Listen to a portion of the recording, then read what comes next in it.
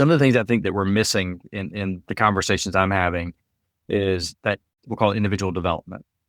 Players understanding, what is their value to the team on and off the field, right? And I'm a true believer that you're just as valuable, in the things you do off the field towards your team as you are as the things you do on the field.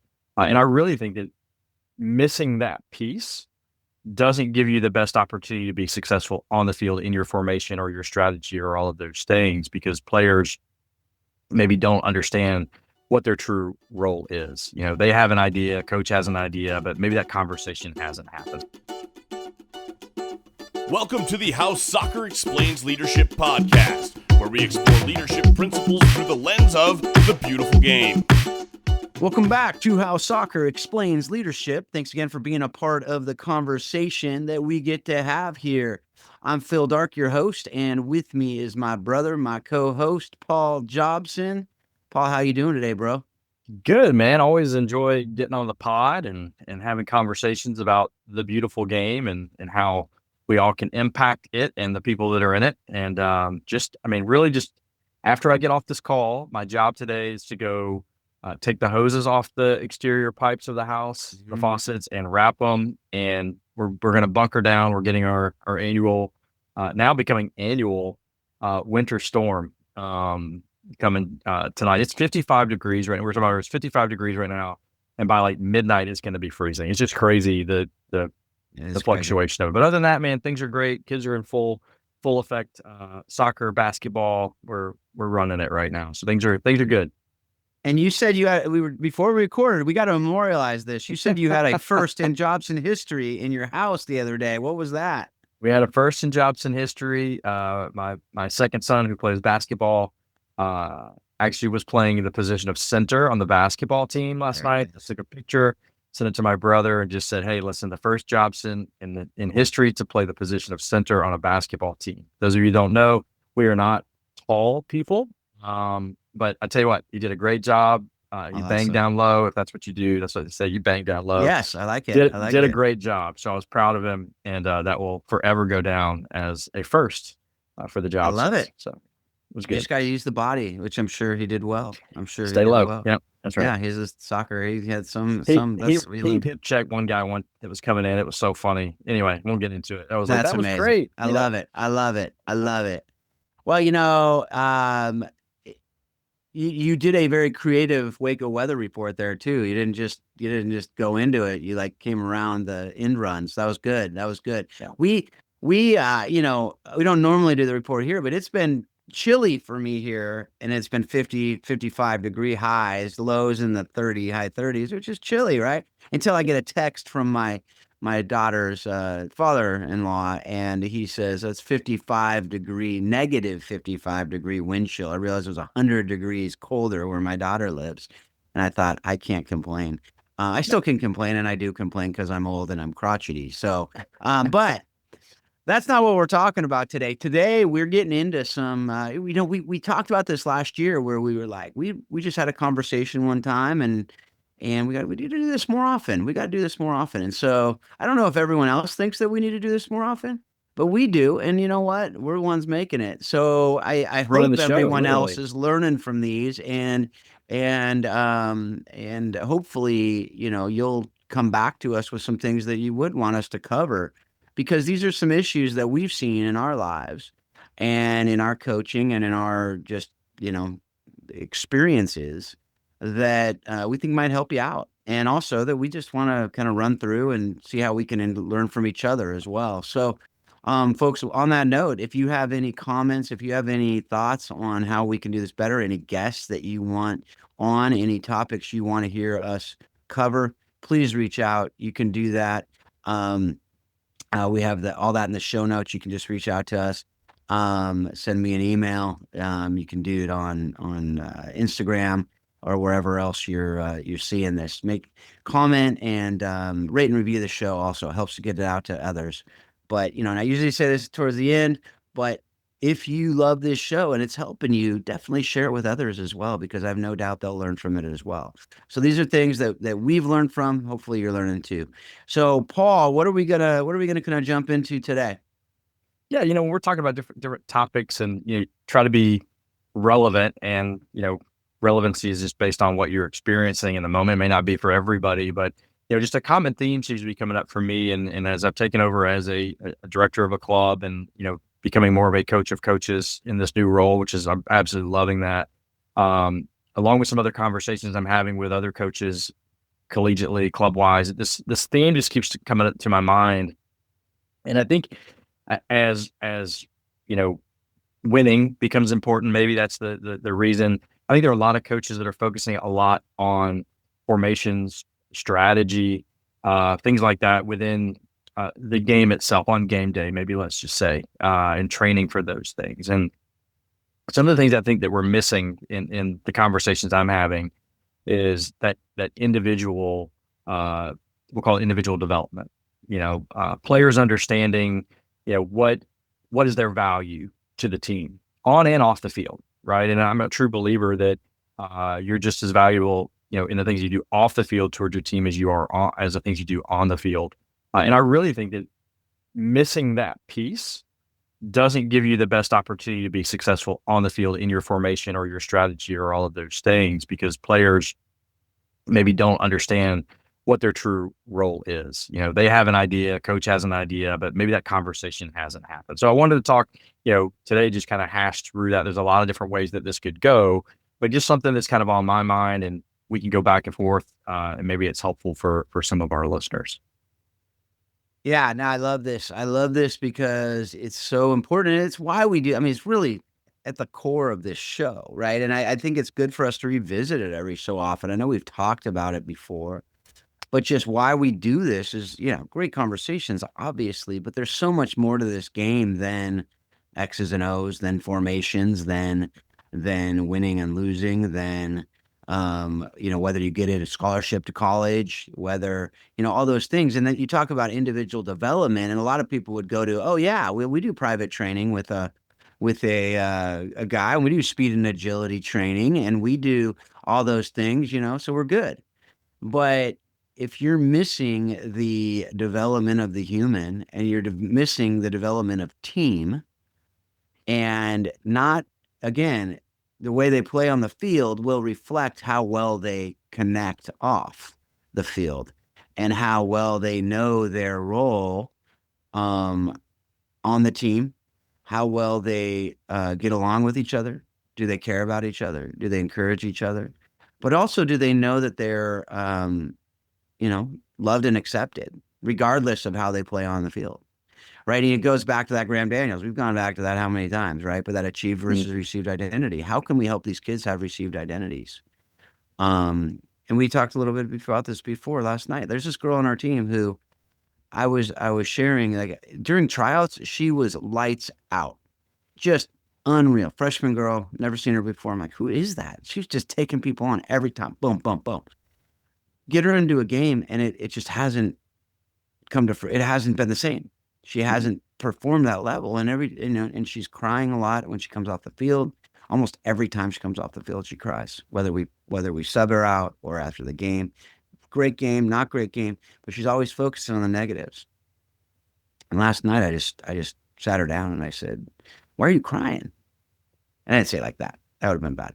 But I was like, "What's wrong?" Like, Did what's you wrong? use there's no crying in soccer? I was like, "Yeah, Yeah, we're getting stronger. You're gonna be stronger. Yeah.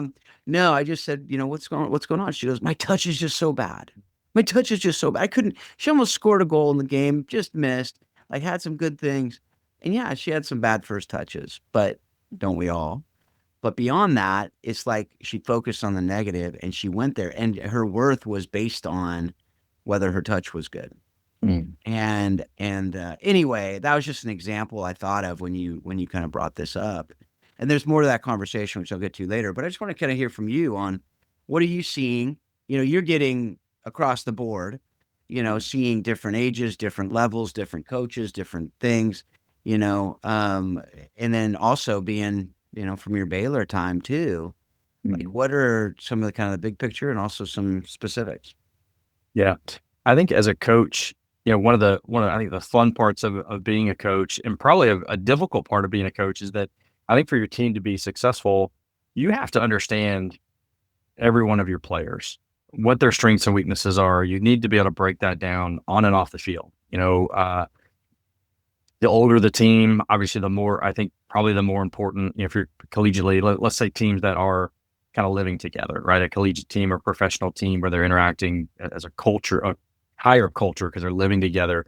What their realities are off the field is really, really important, because they're interacting every day on and off the field. For a club level, a lot of these kids maybe don't go to the same schools. They don't interact unless they're on the field. But that may come into play if you're traveling to a tournament or whatever. What they're doing on and off what they're doing off the field can be important, or what their personalities are. But I think as coaches, getting to know those players and what their needs are. What are the things that motivate them? What do you say that motivates them? What are the things that you present that motivate them? And what are the things that you present that shut them down? Right? And you'd have two players, equal ability, say the exact same thing to them, the exact same words, same intonation, everything. And one kid is like, let's go. And one kid's like, I'm going back to the locker room. Right. So I think as a coach, it's important to understand how to communicate. And I think one of the reasons that becomes really important is because there may be a time where you've got a kid who's a starter for you, right? Is having a meltdown of a day, right? And you give them time to kind of work through it. They're just not working through it for whatever it is, and you've got to pull them off, right? And that's the opportunity. I think when I get to that point as a coach, I'm like, okay, I've got to pull them off. When I see that in my brain, it goes, okay, that means I have to talk to them. I think some coaches are like, they've just got to get off, and I've got to continue coaching, right? I think we get so caught up in the game itself, and we feel like we have to be remote control coaches. It's like, man, get that player off, talk to them, tell them what you're seeing, ask them what they're seeing, have a conversation, and then find a way to motivate them. Say, hey, when you go back in, to reassure them they're going back in. When you go back in, these are the things I want to see.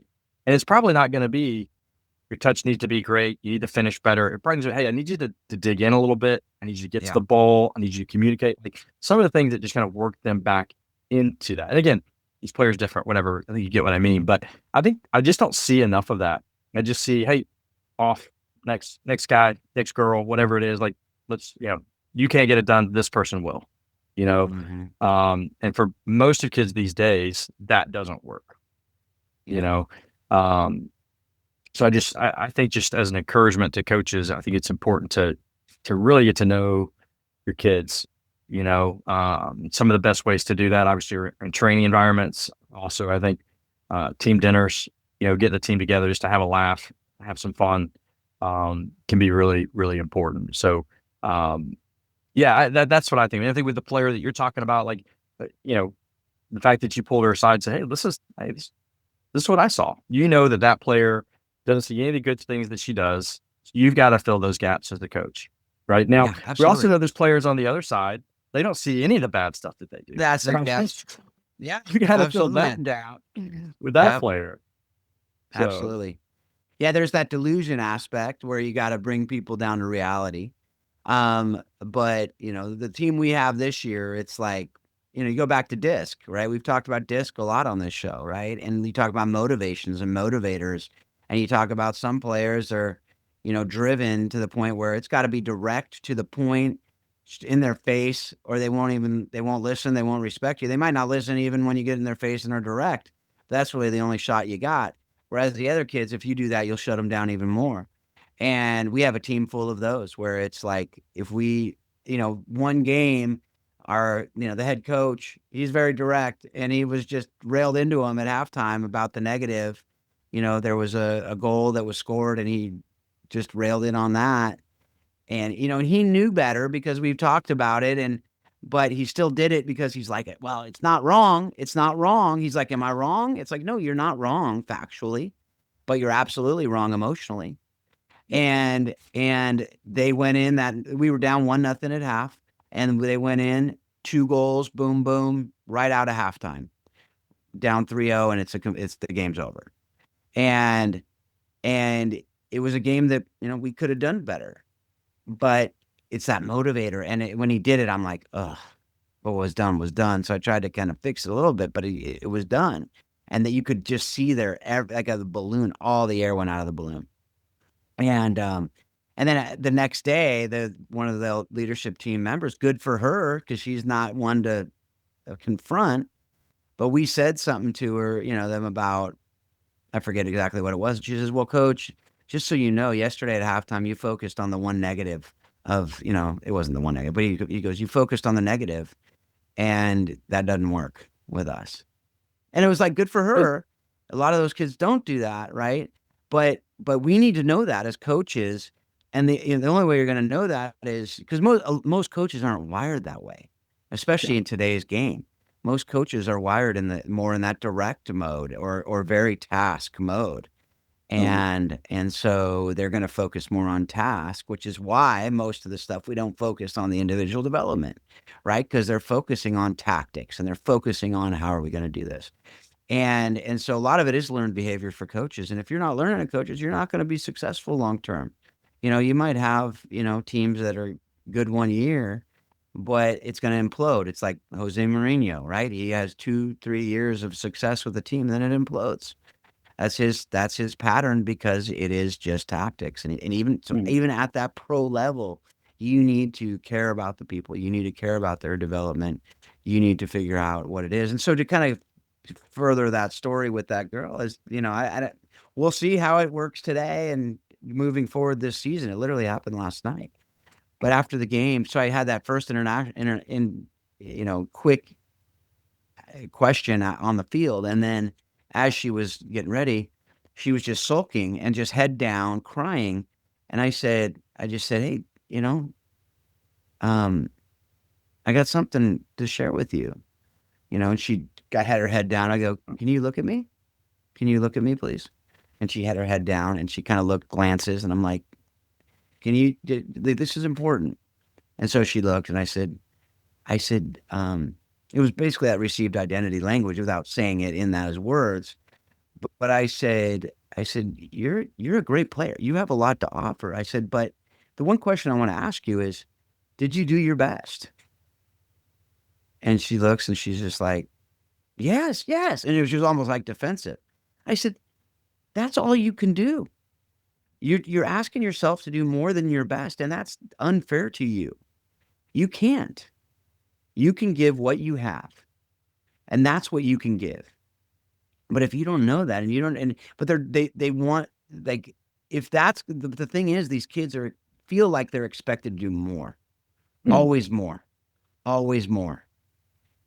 And that is, again, achieved identity at its worst, is when you're like, I always have to do more. It's never enough. And I don't know if it's coaches that are saying that. I don't know if it's their fellow players. I don't know if it's just themselves. I think it's probably a combination of it all, maybe from parents. And that's the other thing. We don't know a lot in high school. We don't know a lot of the parents, so we don't know where it's coming from. But you don't want to just go, "Hey, I don't know if your dad's saying or your mom's saying that." But I, you know, I want parents to listen to that too. Like, you need to encourage your kids that all they can do is their best. But I think part of that, though, is teaching them, part of their being their best is being a great teammate. And being a great teammate is not be focused on self all the time. Because when you're focused on yourself all the time, you're not going to be a great teammate.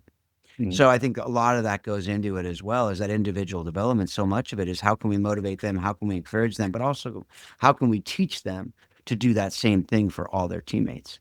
And because when their focus is on, again, it's that safe to serve. When you have a received identity, you're not focused on self, and you can be a great teammate with your team, with your fellow teammates. And that's really and then you can do that on any team. That's the great thing about it, is if you're on a really bad team that's losing every game, if you're on a really good team that's winning every game, it doesn't change who you are as a teammate. It doesn't change who you are trying to make everyone around you better.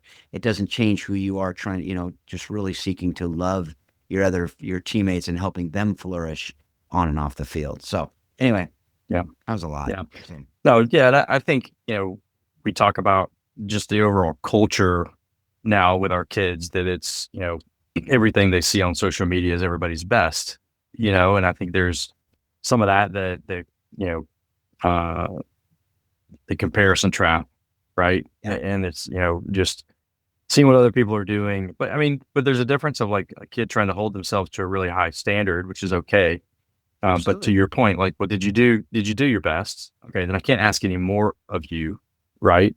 Um, if there are things you want to continue to work on, right? Great, let's work on those things. But Absolutely. But I do think that two things. I think as people, for the most part, we're our worst evaluators of ourselves, right? A player's perception of how they played is usually not correct. One way or the other, it's probably not accurate, 100% accurate. Um, as a coach, my perception after every game was never completely accurate of how I did in the moment, which I think why film is a great tool for us to go back and use to help. We had plenty of games at Baylor where at the post game talk is like, hey, listen, I don't feel like that was our best effort. I'm going to watch the film because I don't know if I have an accurate, full look at this to really assess where we can get better moving forward. And there've been times I've watched film and gone back to players and said, hey, I was wrong. You Yeah. actually played really well. Like, I don't know what I was thinking. I don't know where my mind was at the time. I don't know what my expectations were, but I wasn't seeing it properly, you know? And so I think those tools are important to help with players and to show them, like, you can show that player, hey, look at that. Let's look at these things that you did really well. I heard at least when Pia was the women's national team coach, when she would have film sessions, she would never show negative moments in the game. She would only show the positive moments. Now, if you know anything about Pia, that is totally her personality. Like, it is all about, the guitar in the locker room and bringing in, the positive attitude and mindset and all those things. And I've heard that. And when I was coaching at Baylor and I thought about it, I was like, okay, I can't do that. I can't really just show the good stuff. We're developing, we got to show some things. But I do think there is something like, if all you're showing is the bad, then you have the opposite effect of that. They're like, man, we're awful. We must be really, really a bad team. Now, even if your team is bad, like, there is moments where you have to show them doing something well, or you lose them. There's like the player that I had a coach recently, and I just noticed, like, I was like, hey, everything you're saying to that player is what they're doing wrong in the game. Even I'm like, by the time you say it, the moment's going on, it's really not effective. You're not helping them in the moment. Yeah. So, well, they just can't get out of their head. I said, well, you're in their head too. Yeah. So now they've got two people in their head, themselves and you, and neither one of you will get out. So there's no space for this kid to think. I said, so you're going to say nothing to that kid until they do something well, even if it's the littlest thing. Nice first touch, good pass, nice run, good hustle. And you're not going to say anything until you find one good thing to say to that kid, and then say it loud so everybody hears it. Yeah.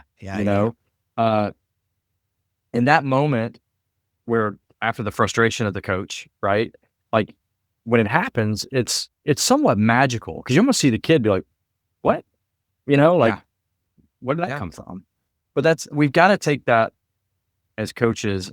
I'm not big at yelling at the players during the game. Yell at the referees, that's a different story, but no fun. Sorry, that's probably not good either. But I'm not going to yell at my players. And unless they need some real encouragement, like, like, we've got to get out of this funk and or pull them off, have a conversation, motivate them, challenge them, whatever their personality needs at the moment, because they're not evaluating themselves the same way that you are.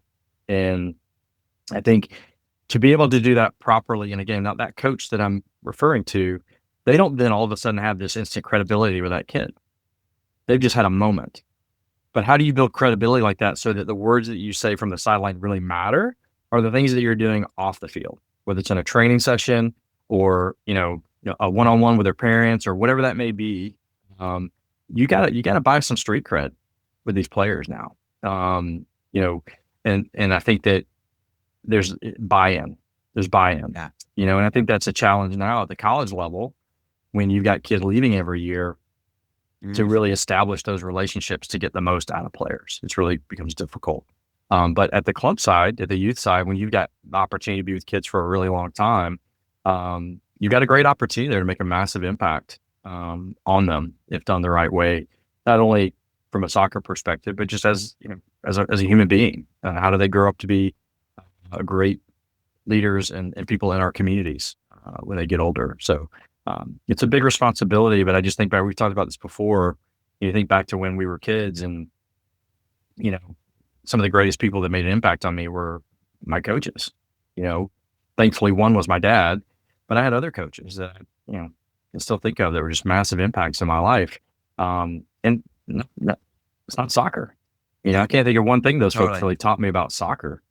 The game taught me soccer. They just gave me the opportunity to do it and encouraged me and pushed me and motivated me in ways that, made me stand out. And any fault that I had in not making it to maybe my maximum potential, that was on me, you know, at the end of the day. So anyway, I just think that, you can riff off that, whatever, but I just think that encouragement to those coaches of like, man, it's just not about like Saturday or Sunday on the sideline. That's really a really fun time. But the most fun is when you see your kids maximizing potential and seeing their growth from week to week, and Yeah. look back at the end of the season and go, man, look how far they've come. And then you can look at the work. Hopefully, the body of work you've done to help that can be really, encouraging as a coach. 100%. And I will say, look for the small victories, and kind of riffing off of what you talked about with the player. But I think as a team too, like Yeah. as a coach, when you're losing games, I mean, right now our team is not having a great year. I mean, some of it's injuries, some of it's we're a really young team. It's really a combination of both. And we're in a really tough league. But our record right now, I think, is 1-6-3. But we had a victory last night. We lost 1-0. But at halftime, I was talking with the head coach, and we were just kind of off to the side, and the girls were getting drinks and whatever at halftime. And I was just kind of waiting. I was watching. I'm just like, are they gonna come together? Is someone gonna take the lead here? And sure enough, one of the leadership team members just said, hey girls, come around. And I don't know what she said. I have no, it didn't matter. Yeah. It didn't matter what she said. She started encouraging and talking, and I'm probably talking a little tired, probably talking whatever. I don't know. Yeah. A couple other girls piped in. We didn't ask what they said. I didn't care what they said. But it was like, that was a win, because it showed me, A, they care. They're losing, yes, but they care. And there's building togetherness. And those are the types of things in team that we as coaches, if we're not building that in them, we're losing. I don't care if you're winning every game, because that's the type of stuff that in the future is going to come together when they're on these different teams in life, when they're saying we need to come together and actually be part of something bigger than ourselves. And, it's not just a bunch of individuals going out there and playing the game. Like this player who pulled the team together is a great player. I mean, she just junior year now, just got a full ride offer, and she's going to a D1 school, full ride, great player. But she could very easily be checking out and being like, I'm done. I'm out. We stink. I don't care anymore. I'm on a better club team. This is stupid. But no, she said, I'm taking ownership of this, because my daughter just had her knee surgery last Friday, is not even out on the field. Usually she's there to be a senior leader, even though she can't play, but she's not there. Yeah. And so who's stepping up? Right. And so those are the types of things that I will say, coaches, like, look for the big wins. Yes, of course. And celebrate those, but also celebrate the small victories. Don't despise small beginnings. Don't despise small victories. And on that note, when you talked about it, when you take a player off the field, you need to encourage them in some way.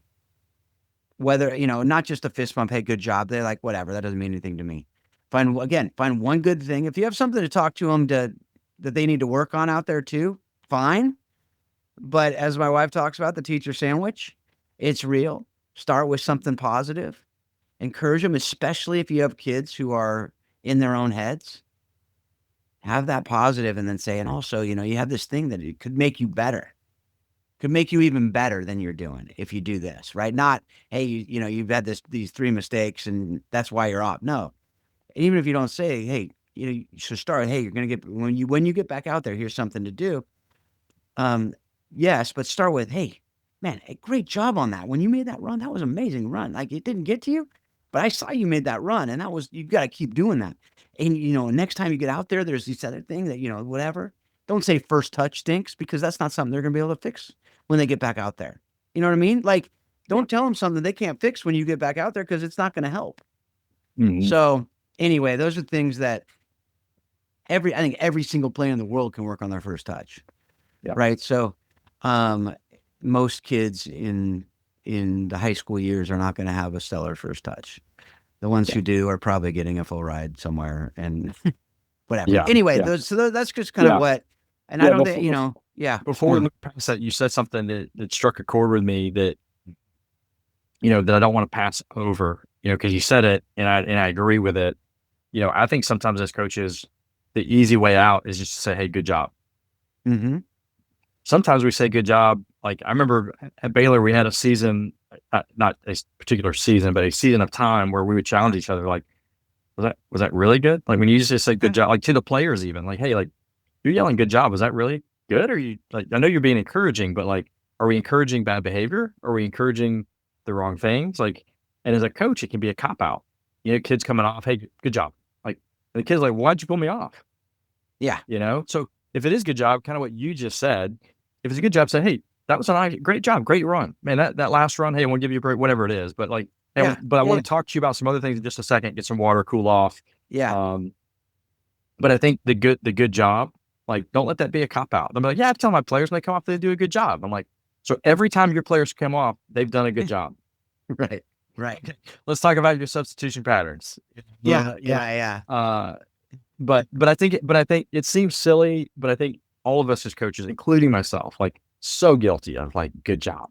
Oh yeah. Of course. So guilty It's when they just like easy. what It's was that? easy. Yeah. So really again, evaluate, have an assessment. I was fortunate, some of the folks who listen are club coaches, they're singular coaches, they don't have assistants, and that can be a difficult job. If you're fortunate enough to have an assistant or multiple assistants, like we had plenty of games where I'd pull a kid off and like, I'm like, Chuck, man, you got to talk to her. Yeah. I, Yeah.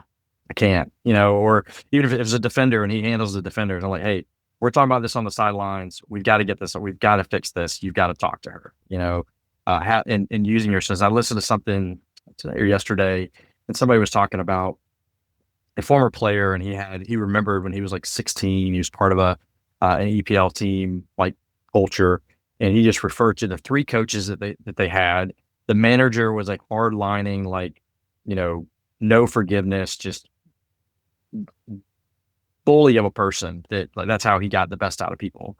But he built his staff to like complement that. And he went through, you got the buster of a guy who was in charge. And then you had the guy that was about, kind of the technical piece of the game. And then you had the guy that was really compassionate. The guy that was like knew his stuff. He was a smart soccer coach, but he came in behind and said, hey, he's right about what he's saying, but let's think about, could really massage that. So I think as a coach, figuring out like which of the three of those are you, or which pieces of that, you got all of it in you, but which of that is the strongest personality trait of yours as a coach? And how do you, if you're by yourself, how do you recognize when you're being one of those three, and when do you come back and make up for that? If you have a staff, can you build a staff of not like, I don't need three Pauls. I really don't. We'd be awful. So, I think something to think about if you're by yourself as a coach, can you evaluate yourself enough to go, okay, I was really hard on that kid in that moment. I've got to go back and soften that. Or, man, I was too nice and too soft on that kid. I've got to push them a little bit harder in some of these other moments. And I think for a coach, I think still striving to be that myself now, doing club stuff where I'm pretty much by myself with teams. Like, man, what was I in that moment, and what do they need next? What do they need next? Kind of like we tell our players, like, what's make a mistake? What's the next thing, right? As a coach, okay, that I did that way. What's the next move with this player that I need to make from a emotional or personal standpoint? Yeah. That's so good. So good. And I want to kind of wrap it up. Yeah. But I don't want to wrap it up without touching on parents too, because there's a lot of parents who listen to this. Yeah. And for coaches to be able to coach parents as well. If you're a coach listening, it's similar stuff, if not the same, and, as a parent, you can give life to your kids, or you can suck it out of them. Yeah. And I think in sports, it's a huge area, because if they're playing sports at a high level, chances are, either you played at a high level and they have kind of a, a sense of expectation that whether you say it or not, it's there. Or you didn't play at a high level and you're really excited about them playing at a high level, and you're showing that excitement to them. So that also has an unintentional drive to them. So whether you pressure them intentionally or unintentionally, they're probably feeling some sort of pressure from you. And I talk to my kids all the time, and I'm like trying to, hey, yeah, I hope you guys never feel like a pressure that you have to play this game. It's got to be a get to. Like, I know your mom and I both played at high levels, but like, you don't have to, and that's okay. And one of our kids didn't play at all, and she knows we love her, and it has nothing to do with. And so, yet I feel like I continue almost like overly saying, especially since I coach, I'm Yeah. doing it, and I'm like, hey, you don't have to play. I love watching you play, and I hope that you keep playing just because I love it. But if you don't love it, you can't, be doing it just for me, and so, but also like, going back to that good job thing too. I talked to my son about it, probably when he was 15 or so. And I said, hey, when I say good job to you after a game without more, does that mean anything to you? He's like, not really. Not really. You know, and I was like, so what do you need? He goes, I need specifics. Like, because in my head, I don't think I did a good job.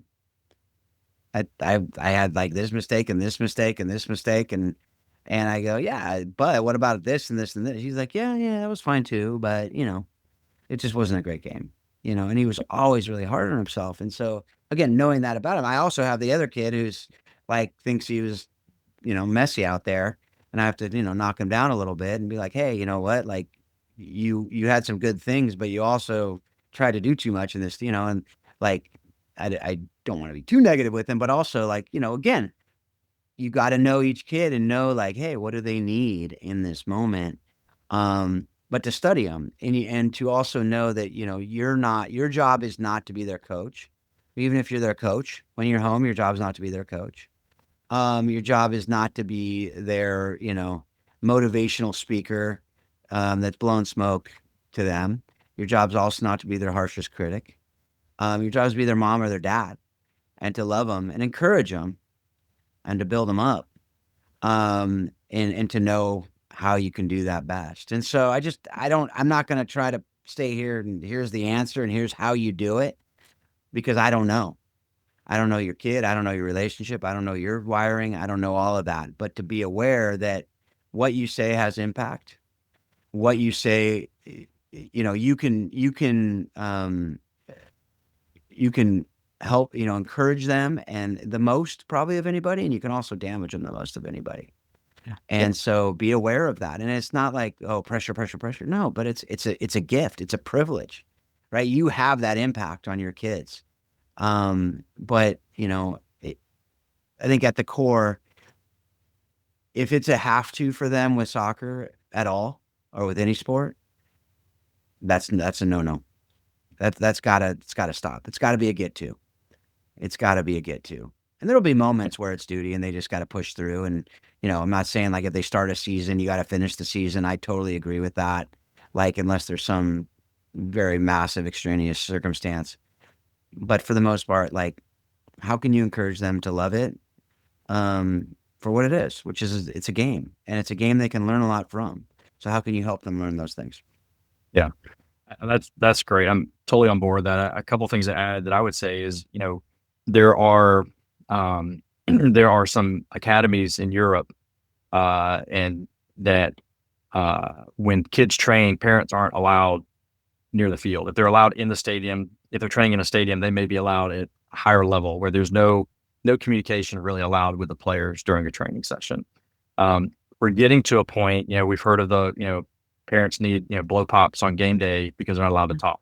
We're getting to a point where it's gotten so overbearing from the parents that we're making adjustments as a culture to keep parents from, engaging their kids. And there's a couple of reasons for that. And I think there's some important things to touch on. Whether you like it or not as a parent, and whether coaches like it or not, you're part of the team. Yeah. You have a absolutely. massive impact on the team. because you have a unique relationship with a player on the team, and your influence matters greatly, and it is highly impactful. Now let's talk about your role in the team. Okay, what is your role as a parent?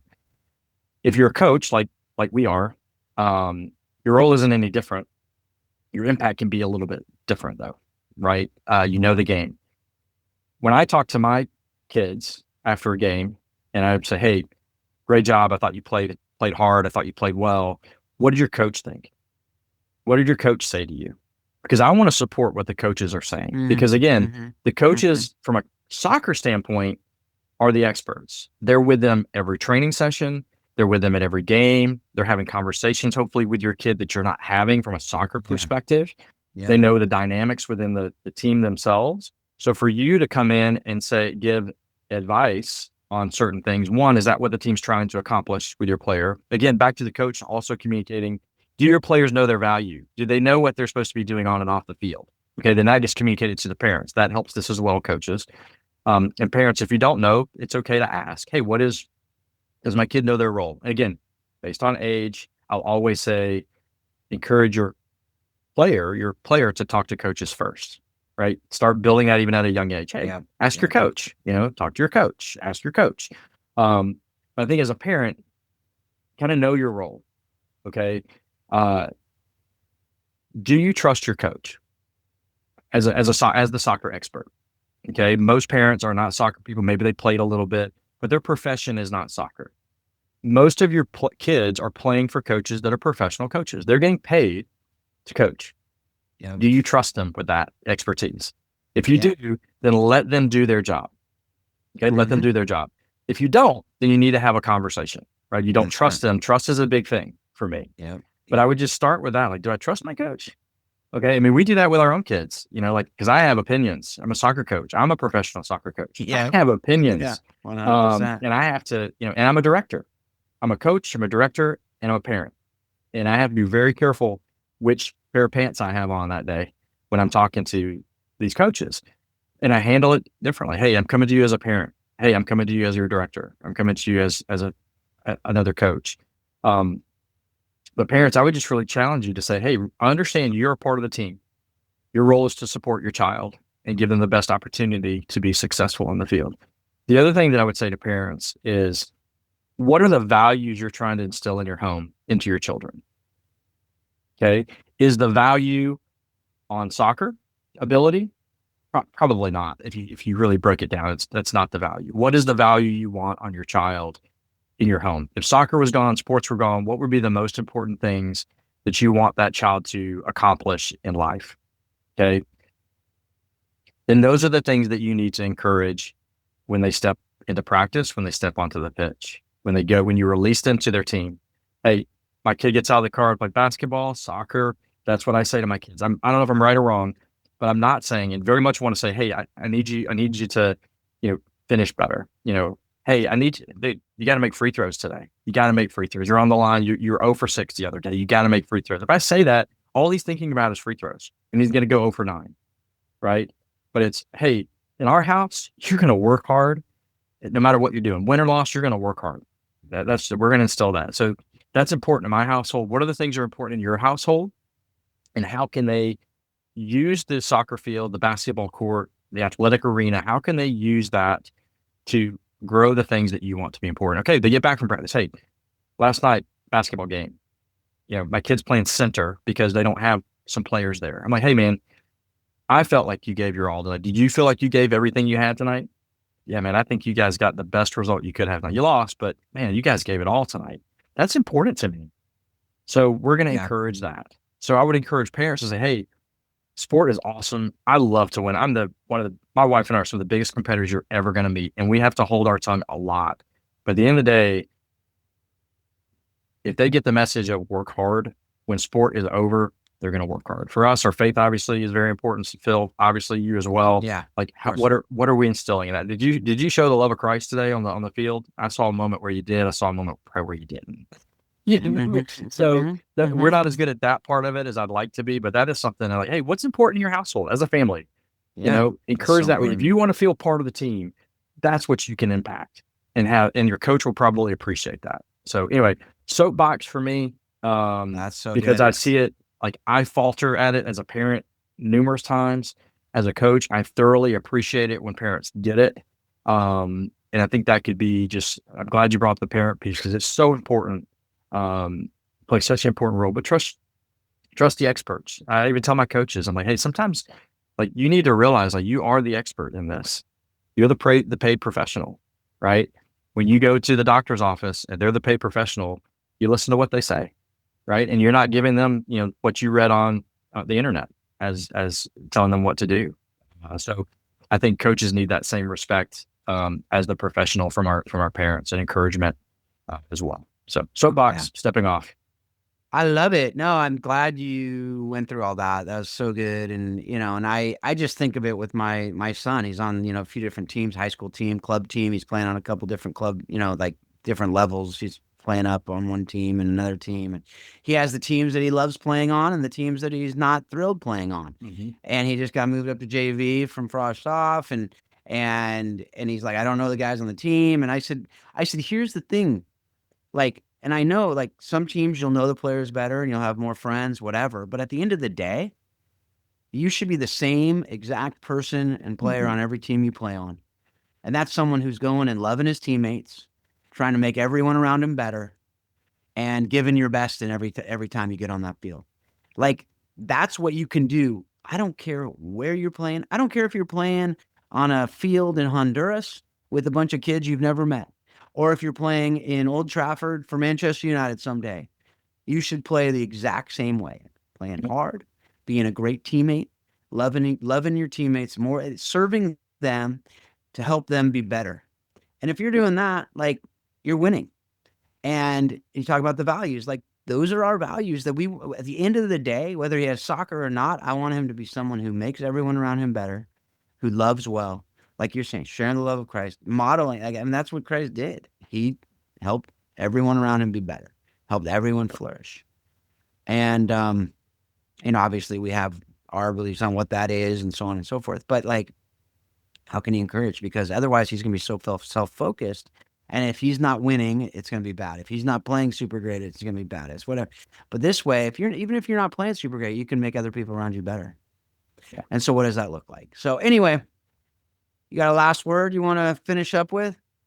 No, I think it's some great stuff. I mean, I think these are topics that need to be talked about. I think they need to be, I think, self-reflection, for myself as a coach, as a parent, as a director, somebody who's I think, an influencer in the game locally.